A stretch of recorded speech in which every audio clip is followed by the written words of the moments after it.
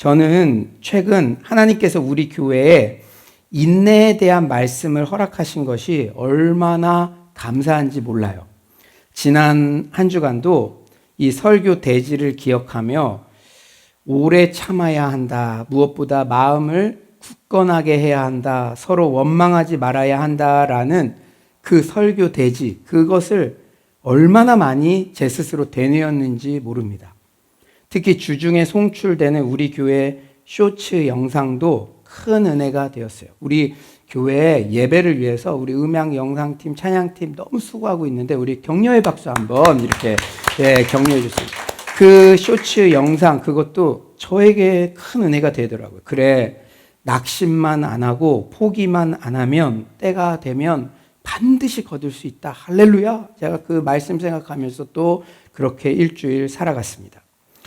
그런데 이 말씀들이 제가 지난 일주일 동안 마음관리, 생각관리에 승리하도록 저를 보호해 주는 것을 느꼈습니다.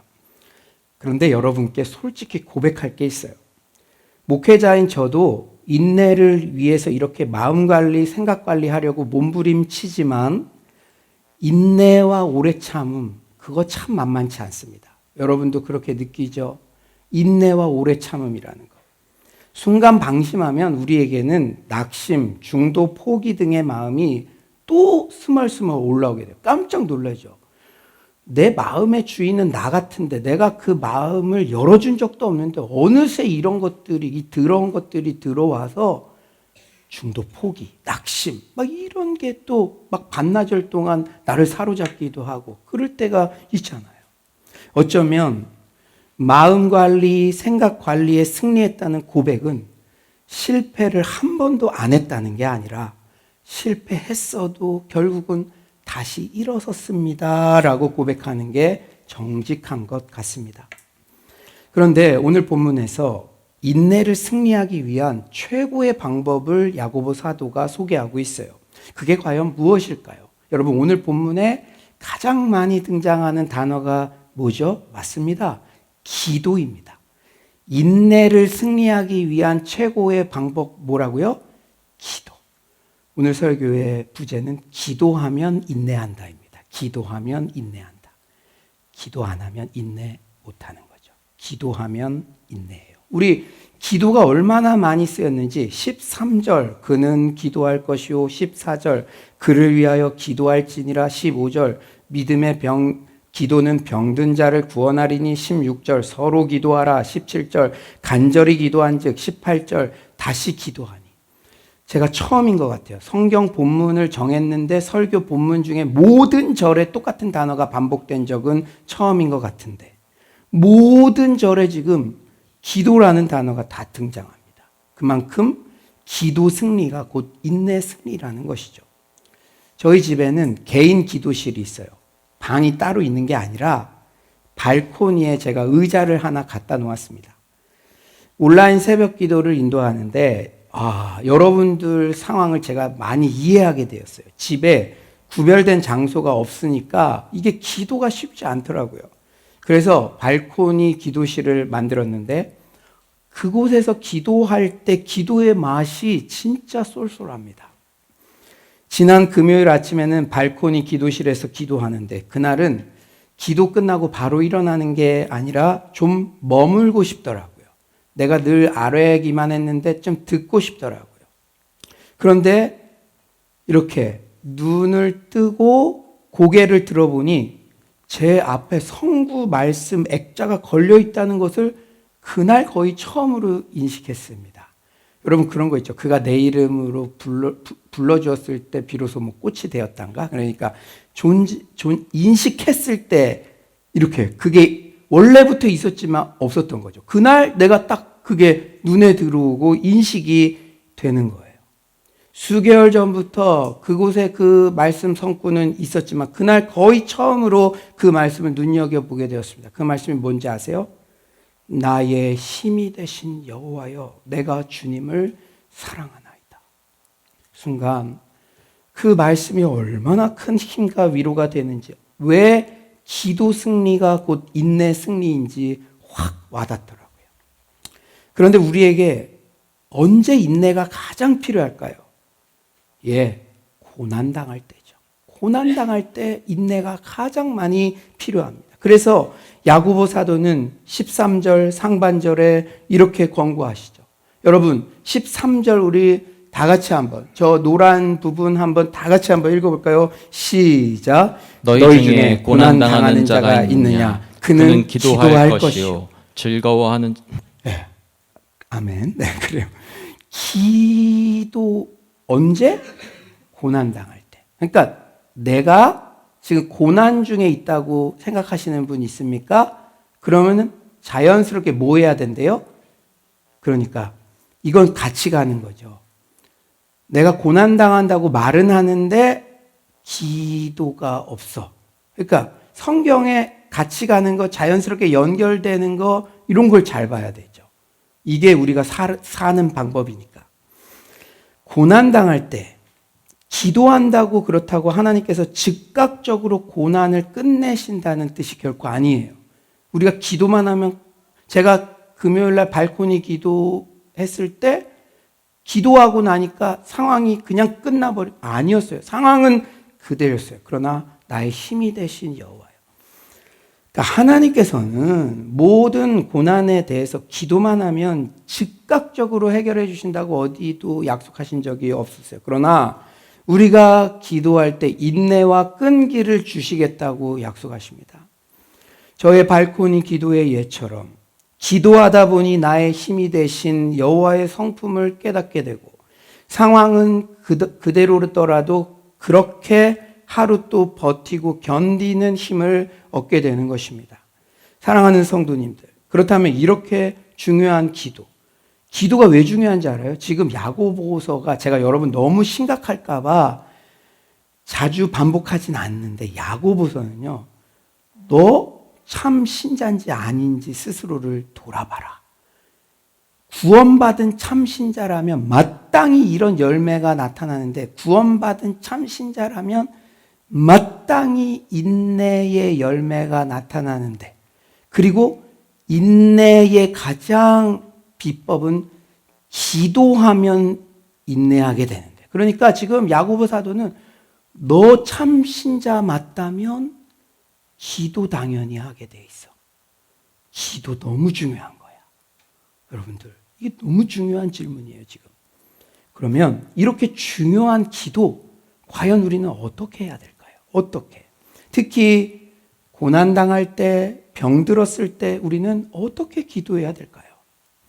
첫째로 믿음의 공동체와 함께 기도해야 됩니다. 믿음의 공동체 뭡니까? 교회, 그리고 여러분의 사랑방, 좌우에 앉아있는 성도님들. 누구와 함께 기도해야 된다고요?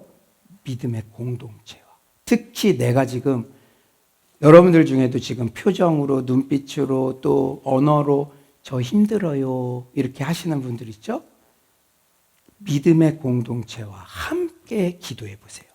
우리 14절 한번 다 같이 읽어볼까요? 온라인으로 들으시는 분들도 14절입니다. 시작. 너희 중에 병든 자가 있느냐? 그는 교회의 장로들을 청할 것이요 그들은 주의 이름으로 기름을 바르며 그를 위하여 기도할지니라. 병든이라는 단어는 육체적 질병뿐 아니라 영적인 연약함, 영적 침체 등도 통칭하는 단어예요. 그런데 주목할 것은 야고보 사도는 우리가 병들었을 때 누구를 초청하래요? 교회의 장로들. 여기서 장로는 오늘날로 치면 목회자와 장로, 교회의 영적 어르신들, 리더들, 즉 영적 지도자들을 적극적으로 청해 기도 요청을 하라는 권고입니다. 사실 성도님들 중에는 자신과 가족이 병들었을 때 목회자가 괜히 걱정하실까 봐 오픈하기를 꺼려하시는 분도 있어요. 그 마음을 알지만 그거는 성경적인 방법이 아닙니다. 그리고 병세가 악화되고 심각해져서야 가장 최후의 수단으로 목회자에게 기도 요청을 하기도 해요. 하지만 중보기도 요청은 가장 첫 단계가 되어야 합니다. 아멘이십니까? 중보기도 요청뿐 아니라 여러분이 인생에 어떤 문제가 발생했든지 간에 기도는 내 힘으로 뭘 해보다 안 되면 가장 마지막 수단이 아니라 기도가 첫 수단이 되어야 합니다. 중보기도, 이 기도가 문제의 해결책이기 때문이에요. 우리 16절 말씀 다 같이 믿음을 가지고 읽어봅시다. 시작. 그러므로 너희 죄를 서로 고백하며 병이 낫기를 위하여 서로 기도하라. 의인의 강구는 역사하는 힘이 큼이니라. 서로 기도하라. 서로 함께 기도해라. 우리 교회에서도 지난 여름 해외 단기 선교를 준비할 때 한 성도님의 손자가 갑작스런 뇌수술을 받아야 하는 상황이 있었어요. 그때 이 성도님이 정말 순수한 마음으로 목회자와 교회 공동체에 가장 먼저 기도를 요청했어요. 저는 그 착한 마음, 그 순수한 마음, 그 어린아이 같은 마음을 주님 받아주세요. 제가 그렇게 간절하게 기도했습니다. 그래서 금철 때마다 선교팀이 합심하여 전심으로 중보기도했을 때 손주가 단기 선교 떠나는 날 기적처럼 태어나는 그런 은혜를 우리는 다 같이 경험하고 하나님을 찬양했습니다. 우리가 그런데요, 이 육체적 질병뿐 아니라 개인의 영적 침체를 경험할 때도 공동체 중보기도를 요청하는 것이 꼭 필요합니다. 존 맥스웰 목사님은 오늘 본문의 병든은 물론 모든 병든 것을 통칭하지만 영적인 침체를 더 강조한다. 왜냐? 나중에 그 엘리야가 마른 땅, 막 쩍쩍 갈라지는 그 땅이었는데 비를 내리신 거. 갑자기 육체적 질병 기도하면 다 치유된다. 이러다가 그 본문이 연결이 잘 안 되는데 이 영적인 우리의 마음의 영역, 영적 침체, 쩍쩍 갈라진 것 같은 가뭄 같은 우리 영적인 상태에 중보기도 받을 때 단비를 내려주신다. 이렇게 연결되므로 이 본문에서는 이 영적 침체에 대해서 더 중점적으로 강조하고 있는 것이다. Anyway, 여러분이 지금 개인의 영적 침체 가운데 있다고 스스로 생각하는 분들, 그때도요, 해결책이 뭐라고요? 공동체의 중보 기도를 요청하는 것. 사실 우리가 평안하고 건강할 때는 교회 공동체의 필요성을 꼭 느끼지 못할 때도 있죠. 그래서 사회뿐 아니라 교회 안에서도 신앙의 개인주의화가 점점 강화되는 추세입니다. 하지만 내가 영적으로 침체되었을 때 교회 공동체에 소속되지 않으면 버텨낼 재간이 없습니다. 우리가 영적으로 침체될 때는 자신을 돌보는 교회 공동체 지도자들의 기도와 성도님들의 중보 기도를 통해 하나님의 능력을 덧입고 다시 굳건해져야 합니다. 그런 면에서 야고보 사도는 오늘 본문에서 서로 기도, 즉 공동체가 함께 기도해야 한다는 것을 강조하죠. 중보 기도의 사역을 통해 영적으로 연약하여 낙심한 상태에 있는 신자들이 반드시 회복될 수 있기 때문입니다. 우리 15절 상반절 우리 음영으로 한 부분 다 같이 한번 읽어볼까요? 시작. 믿음의 기도는 병든 자를 구원하리니 주께서 그를 일으키시리라. 아멘. 믿음의 서로 기도, 중보 기도는 병든 자, 영적 침체 가운데 있는 자를 반드시 일으킨다고 주님이 약속하셨어요. 제가 설교를 준비하면서 이 공동체가 함께 기도하는 것이 얼마나 중요한지를 보여주는 참 아름다운 이야기가 있어서 소개해드립니다. 너무 아름답더라고요. 아프리카 산골 작은 마을에 이 복음이 들어와서 마을 사람 거의 모두가 예수님을 믿게 되었대요. 그들은 참 착하죠. 처음 그 어린아이 같은 마음으로 선교사님이 가르쳐 주신 대로 기도의 삶을 생활화하기 시작했습니다. 이 마을 사람들은 마을에서 조금 떨어진 숲속에 저마다 자기의 기도처를 하나씩 만들었대요. 그리고 하루에 2번 이상 정기적으로 그 기도처를 찾아가 기도했습니다. 마을에서 그 기도처에 이르는 곳까지 여러 개의 기도길이 생겼대요. 그래서 마을 사람들은 그 길을 각자의 기도길, prayer path 혹은 나의 생명길, my life way라고 불렀대요. 참 그 이름 자체가 너무나 멋지죠. 나의 생명길. 이걸 가야 내가 살아난다. 그런데 여러분 어떨까요? 누군가가 기도를 게을리하고 기도처를 찾지 않으면 그 생명길에 풀이 나겠죠. 잡초가 나겠죠. 그걸 옆에 기도하러 간 사람도 다 알게 되는 거예요. 그러면 신앙의 친구가 조용히 찾아가 이렇게 말해준대요. 형제님, 생명길에 풀이 많이 자랐네요. 그래도 변화가 없으면 그의 친구 몇 사람이 함께 대신 그의 기도처를 찾아가서 기도해 준 다음 그들의 친구를 다시 찾아와 이렇게 말한다고 합니다. 형제님, 우리가 형제님의 생명길을 닦아 놓았어요. 주님이 거기서 형제님을 기다리시는데 저희가 함께 가드리겠습니다. 그러면 그들은 며칠간 그 형제와 함께 그 길을 동행하며 기도의 회복을 도왔다고 합니다. 저는 이 이야기를 읽으며 너무나 큰 감동을 받았어요. 사랑하는 성도님들, 우리 교회 각 사랑방이 이런 모습으로 나아가고 있는 줄 믿습니다. 이 모습 회복되면 다 해결되는 거예요. 우리가 영육간에 연약할 때 스스로 다시 일어나기 쉽던가요? 저는요, 기라성 같은 목회자님, 선교사님들도 봤는데요. 교회 덕을 위해서 얘기 안 하시는 것 뿐이지 스스로 일어난다는 거 여간해서 쉽지 않아요. 특히 기도의 습관은 놓치는 것은 한순간이지만 다시 회복하기에는 몇 배의 에너지가 필요합니다. 그럴 때는 여러분 비책이 있어요. 금요 철야 같은 공적 기도의 사랑방언들이 함께 가는 게 최고입니다. 내가 그래도 영적 에너지가 있으면 예화의 주인공들처럼 침체 가운데 있는 사랑방언들과 함께 기도의 자리에 가주는 것이죠. 그러면 이후 내가 힘들 때면 누군가가 또 나를 함께 기도의 자리에 끌어줄 것입니다.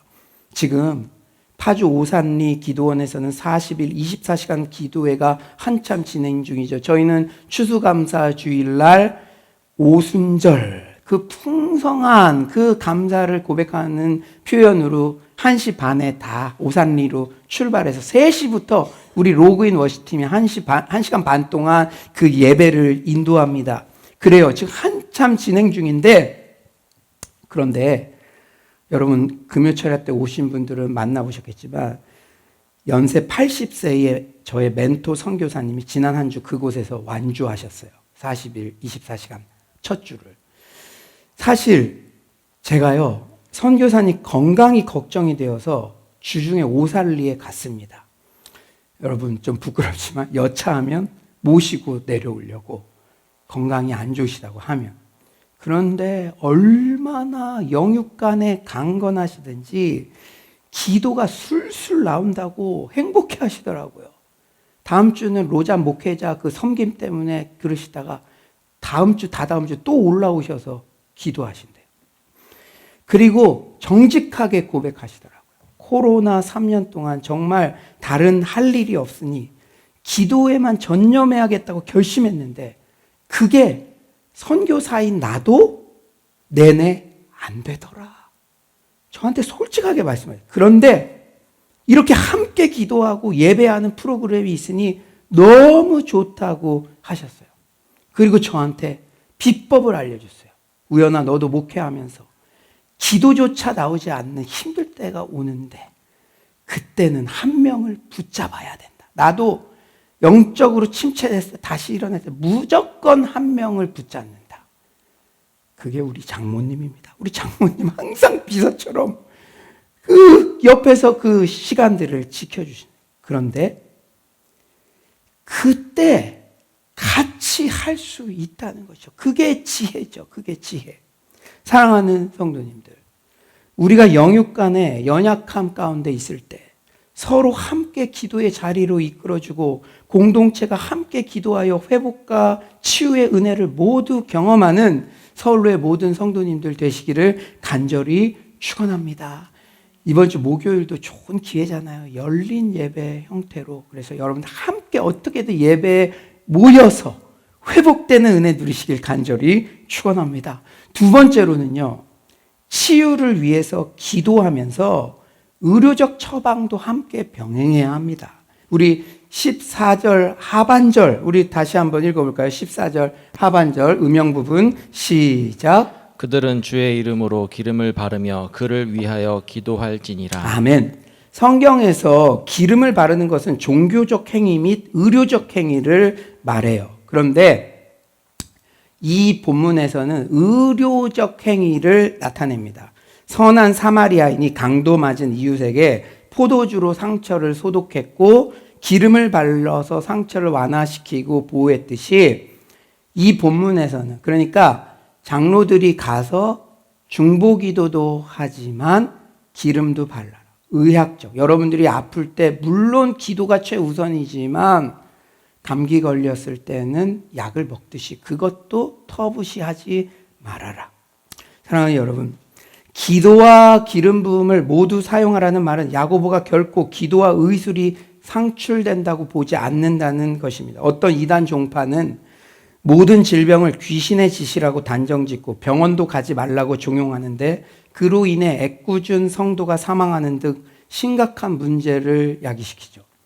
이제는 건전한 교단, 교회에서는 이런 야고보서 본문 등을 근거로 병이 발생했을 때 기도하면서 병원에 가는 것을 문제시하지 않습니다. 우리 해외에 계신 목회자님들과 선교사님들도 그 대단한 믿음의 소유자들도 한국 본국에 오실 때 주로 하시는 게 병원에 가셔서 진찰을 받으시는 거잖아요.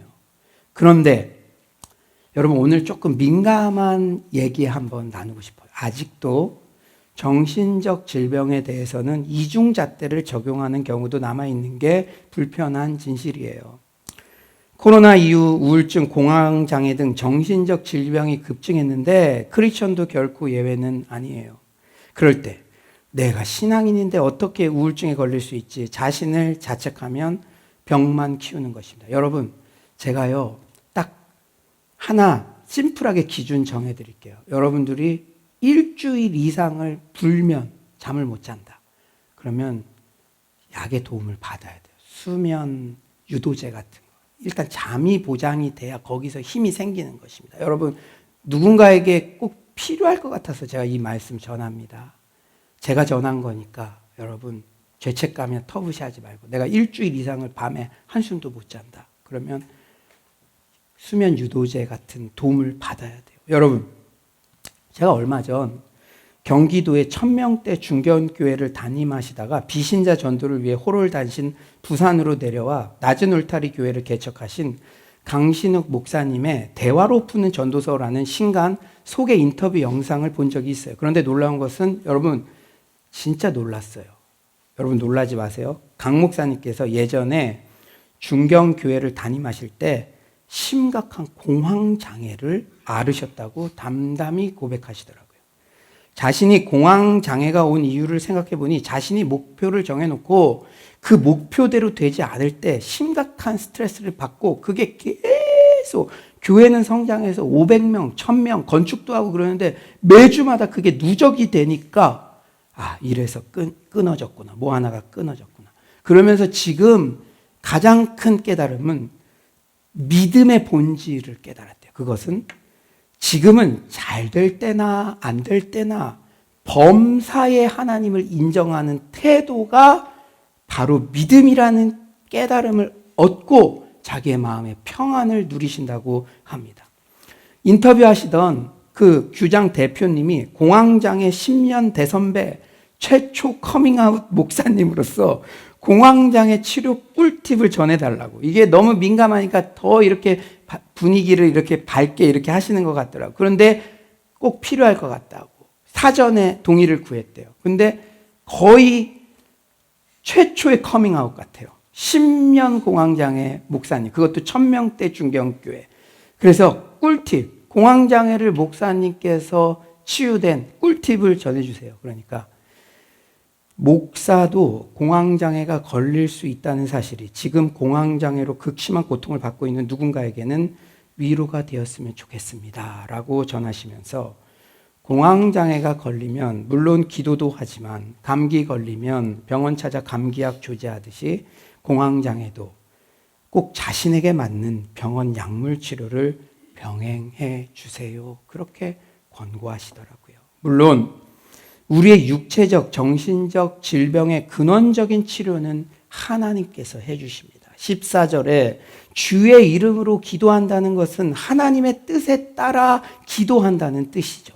결국 그분의 계획과 목적을 받아들인다는 뜻입니다. 하지만 하나님께서 하신다고 우리가 가만히 있으라는 뜻이 결코 아니에요.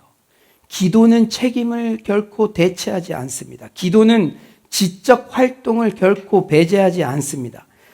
계획과 행동에서 기도를 배제하는 것은 분명 잘못된 것입니다. 우리가 2주 전 말씀 들었듯이 당연하게 1년 후에 장사해서 이거 하겠다. 그런 계획을 아무리 짜더라도 그 계획에 기도가 배제된 것 정말 잘못된 것입니다. 그러나 기도에서 행동을 배제하는 것 역시 잘못된 것입니다. 자녀들을 방임하면서 하나님께서 그들을 보호해 달라고 요청만 해서는 안 됩니다. 기도했다면 기도원에서 내려왔을 때는 자녀들을 잘 케어해야 돼요. 기도와 더불어 건강을 회복하기 위한 적절한 단계를 밟지 않으면서 치유되기를 바라서도 안 됩니다. 그것은 믿음이 아니라 뻔뻔한 것이에요. 여러분 잘 들으세요. 기도와 행위는 항상 함께 가야 합니다. 구하라, 찾으라, 두드리라.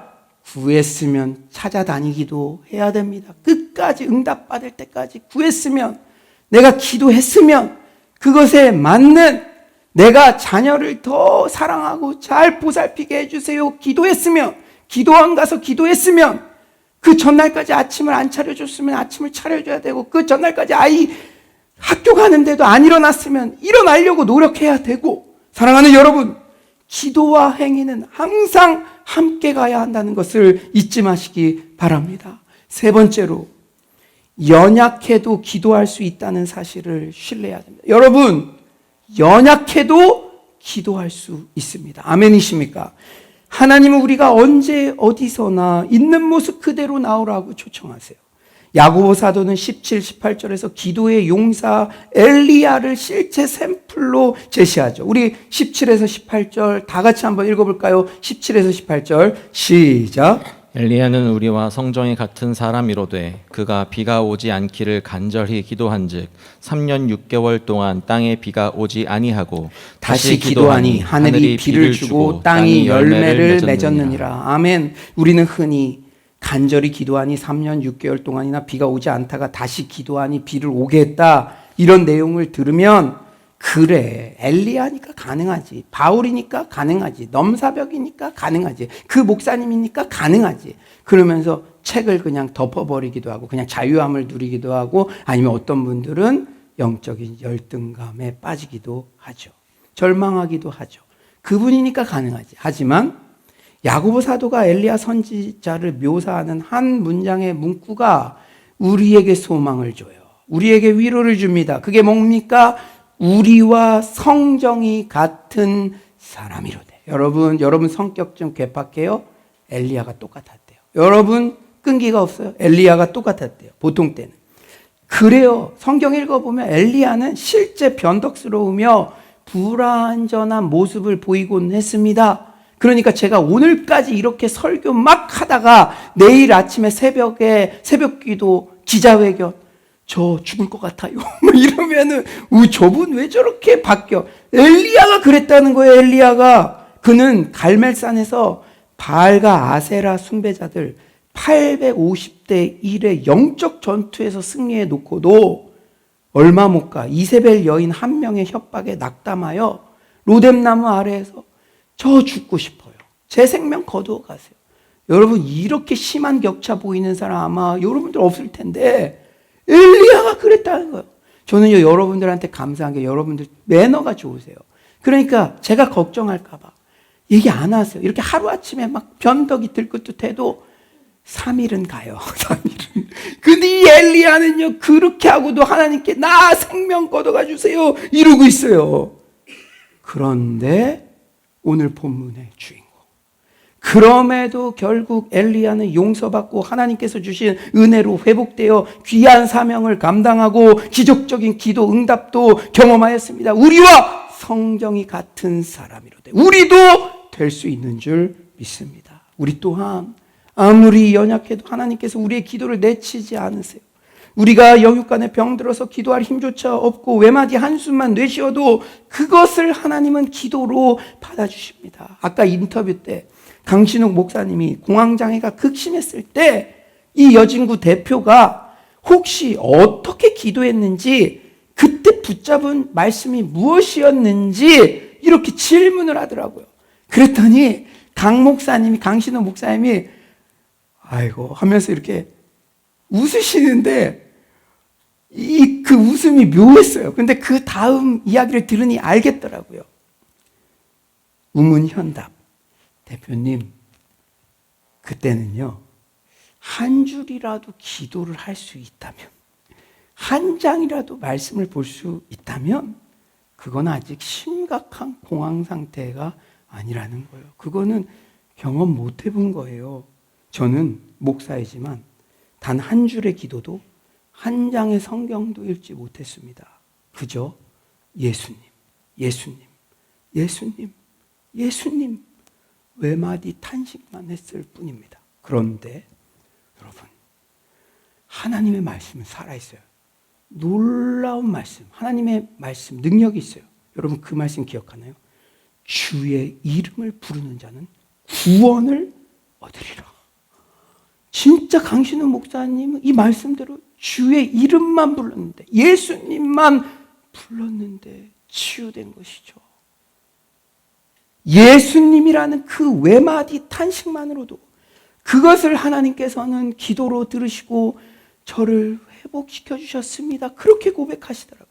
사랑하는 성도님들, 내가 자격이 되면 기도할 수 있다라는 생각은 사탄이 주는 생각입니다. 하나님께서는 언제나 아무리 연약해도 있는 모습 그대로 자신에게 그저 나오라고 오늘도 초청하고 계십니다. 그저 피투성이라도 살아있기만 하면 된다, 그렇게 호소하십니다. 이제 말씀을 정리하겠어요. 패친이신 뉴시티 교회 담임 오종양 목사님의 글이 참으로 은혜로워 제가 전해드립니다. 에스겔 16장 16절, 우리 다 같이 한번 읽어볼까요? 에스겔 16장 16절입니다. 네, 다 같이 시작. 내가 내 곁으로 지나갈 때에 내가 피투성이가 되어 발짓하는 것을 보고 내게 이르기를 너는 피투성이라도 살아있으라. 다시 이르기를 너는 피투성이라도 살아있으라 하고. 여러분, 우 목사님이 시 같은 글을 쓰셨는데 한번 잘 들어보세요. 세상에 올 때 피투성이 벌거숭이로 오지요. 세상 살다 보면 안타깝게도 거절과 상처에 피투성이로 버려진 느낌이 들기도 해요. 주님은 피투성이라도 살아있으라 말씀하세요. 하나님은 피투성이를 살리시는 분이세요. 가망 없는 상황도 주님 손에서는 달라져요. 내게 있는 생명은 내게서 나오지 않았어요. 내가 받은 생명은 선물로 주어진 것이죠. 가망 없는 상황도 실은 가능성의 시간이에요. 피투성이 벌거숭이 아기로 태어나 땀방울이 핏방울 되도록 기도한 분이 계시죠. 매맞고 가시와 못에 온통 피투성이 되어 마지막 피 한 방울까지 흘리신 분. 그분이 내가 피투성이로 나뒹굴 때 그의 피 묻은 손으로 나를 잡아주세요. 선혈이 흐르는 두 팔로 나를 안아주세요. 그의 생명을 내 몸에 흐르게 하셔서 핏기 없는 내가 주님의 생명을 받게 하셨어요. 피투성이라도 살려서 아름답게 이끌어 주세요. 피투성이라도 살아야 해요. 죽지 말고 살아야 해요. 당신을 살리려고 하나님이 오셨어요. 사랑하는 성도님들, 우리 사랑하는 주님께서는 우리가 고난 가운데 병들었을 때도 그저 피투성이라도 있는 모습 그대로 기도의 자리로 나아오라고, 그러면 먼저 기다리고 계시겠다고 초대하십니다. 참 신자는 인내하는 사람이래요. 그러므로 참 신자는 기도하는 사람이래요.